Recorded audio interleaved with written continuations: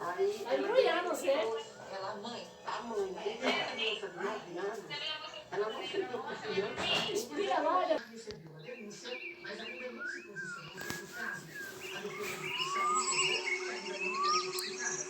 Já a Corregedoria da Polícia Civil informou da operação preliminar e está em andamento. Os destaques do dia. O governo vai enviar ao Congresso uma medida emergencial que autoriza a compra de vacinas contra a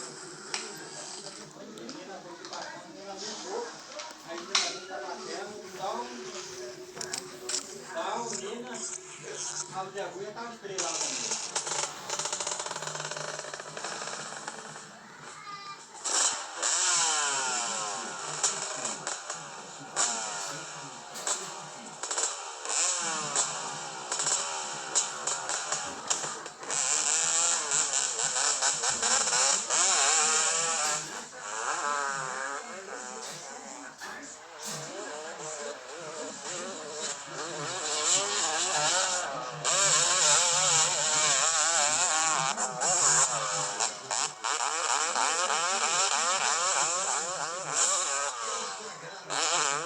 Bruno Aurélio Brito Silva. Crianças estacionam o carro sem entradas apagadas.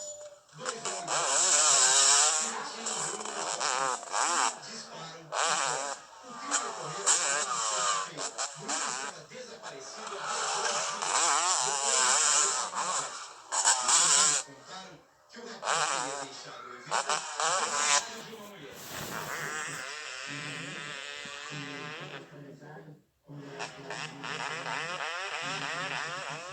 Um tio de Bruno reconheceu o corpo no sistema médico legal. O rapaz tinha marcas de espancamento e teria sido atingido por 4 tiros. A polícia quer ouvir os parentes de Bruno Aurélio para saber sobre a rotina de vida dele. E ainda detalhes da festa onde o rapaz foi visto pela última vez. Uma pista importante é que descobrir quem mandou mensagens para o grupo da família de Bruno, usando o aparelho dele. Essa foto com a mensagem "Alguém conhece ele?" teria sido feita pelos criminosos. A família também recebeu recados. Can you still send it? People ask me if I can still send it. It depends on who I'm sending it against, but I feel like once in a while, like I have flashes of what I used to be able to do. What isn't there to like about a two-stroke? They're insane. They're fun to ride. Sound good, smell good. It's good stuff.